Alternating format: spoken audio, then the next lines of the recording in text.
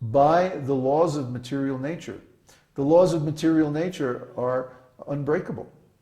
Nobody can go around them, nobody can avoid them, nobody can stop them. They're going to act. Why? Because the laws of nature are the laws of God. Rishikesha, Rishikena. He is the law, actually the Lord of all the senses. So we can understand that everything that we're doing is happening only by His grace. He is the doer in all bodies. We are not the doer. If we were the doer, then we would have to be in charge of everything: our heartbeat, our digestion, the neurotransmitters in our brains, and so on. I mean, come on. We don't have that much intelligence. He does. He has enough intelligence to operate all these bodies perfectly. And by His expansions and extensions, which are the laws of material nature, He is there even within the atom. And everything that happens is just a reflection of His energy. Now the atomic physicists are getting down to the level of subatomic particles, and these particles start to exhibit properties of consciousness. Talk about a freak out. I mean, study quantum mechanics sometimes. You want to freak out? Look at quantum mechanics and the logic of quantum mechanics, which is completely illogical from a material point of view. And yet, these are the building blocks of the material world. Well, how is it working? Because it's Krishna. We can subdivide the atom, put them in an atom smasher and shoot particles at an atom and smash it into a million little pieces and keep analyzing and analyzing the result. And what's the result? The tinier pieces break up into even smaller pieces, and those break up into itsy bitsier pieces, and so on, unlimitedly. Krishna is just playing with us, He's just leading us on a wild goose chase, because the scientists have not accepted the basic truth that consciousness is the foundation of all existence. Brahma. The Brahman is the root substance, the basic material of everything. Please don't sit on the cord. Thank you. So when this Brahman, or consciousness, becomes transformed into the various material elements, then again, by the laws of God within every atom, everything is manifest. But we're not doing it. He is doing it. Okay? So when we understand that this God's consciousness is unlimited and is within everything, then we understand He is present everywhere and in everything. And so there's no question of our being separate from God, even for a moment. He's always with us.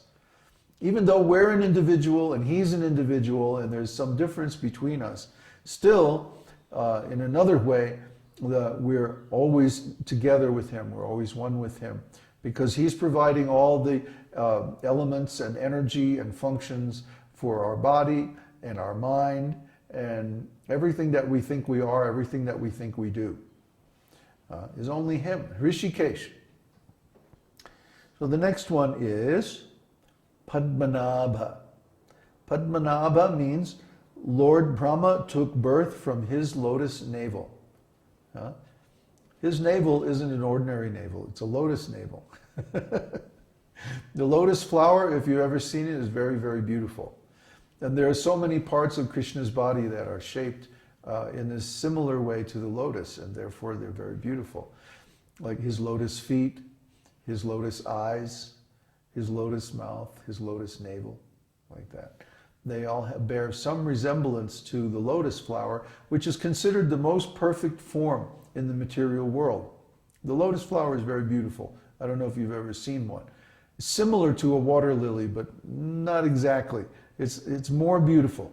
It has these beautiful leaves. They're shaped, they're sort of shaped like, like that.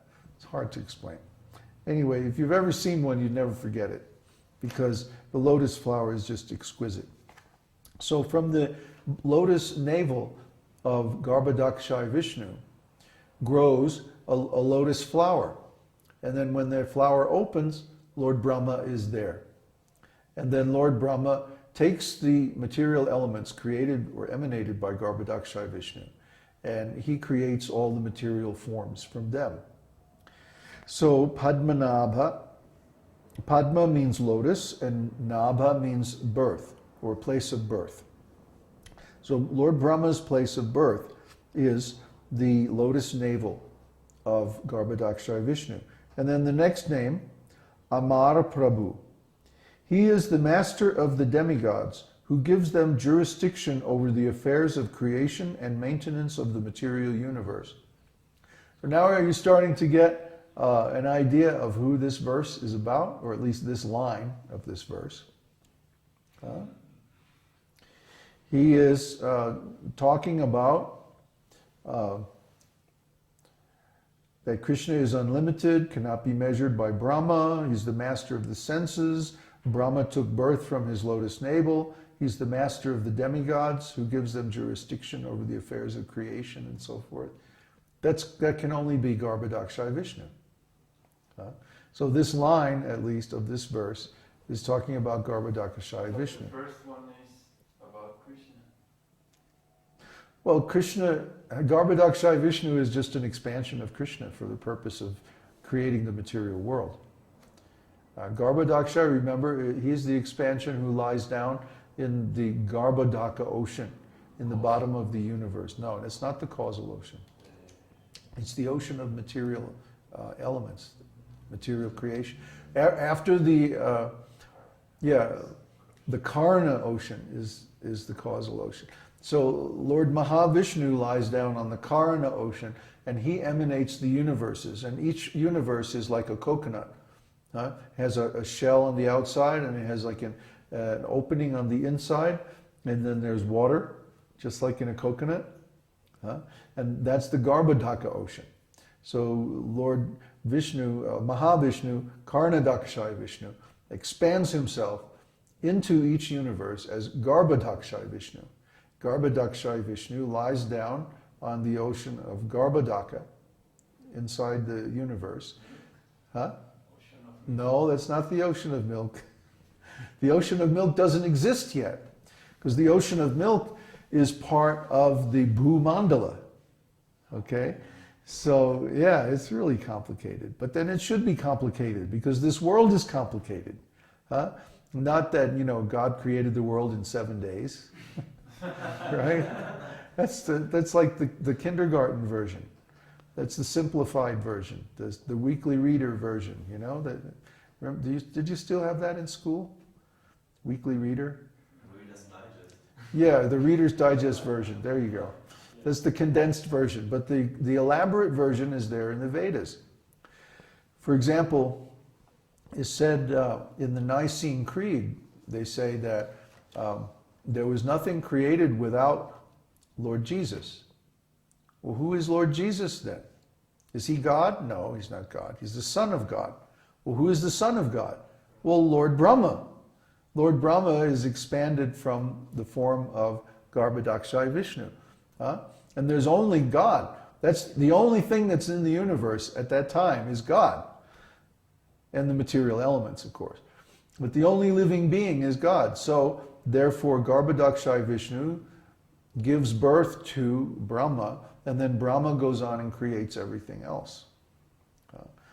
So the people who wrote the Nicene Creed must have known this, but you can't find the explanation anywhere in the Bible, neither the New Testament or the Old Testament or the Apocrypha or any of the books of the Bible. So what's going on? They must have had access to this information, and then they made the creed, but they didn't want other people to have access to the Vedic information, so they hid it. But we have the whole explanation of how the universe is created. Is there a question? What's your question? He's called the super soul of the total living entities.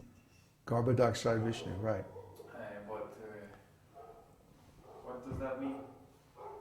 Because there's the super soul of every living entity, but there's the super soul of the total aggregate of the living entity. Yeah. Well, the materially conditioned living entities. Yes, but You what see? does that mean to be Mahavishnu, the Mahavishnu is the Lord of the Tatastha Shakti. And the Tatastha means on the borderline. It's neither one thing nor the other, right? So the Tatastha Shakti is in between the material world and the spiritual world. And the living entities can either go into the material world or into the spiritual world. And the ones, approximately 3/4 of them choose to go into the spiritual world. But about 1/4 of the living entities go into the material world. And the ones who go in the material, spiritual world are called Nitya Siddha, because they're eternally perfect spiritually. But the ones who go into the material world